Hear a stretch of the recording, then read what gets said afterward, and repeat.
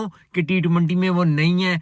काफी लोग अब इस बात पे आ रहे हैं कि सैम अयूब को इंक्लूड किया जाए, सैम अयूब को खिलाया जाए, सैम अयूब को किया जाए, लेकिन बैटिंग पाकिस्तान की चली और आज सैम अयूब ने, अब्दुल्ला शफीक ने, बाकी सब ने भी अच्छा परफॉर्मेंस दी और अच्छी परफॉर्मेंस के साथ बैटिंग जो है वो बहुत ठीक ठाक जबरदस्त चली।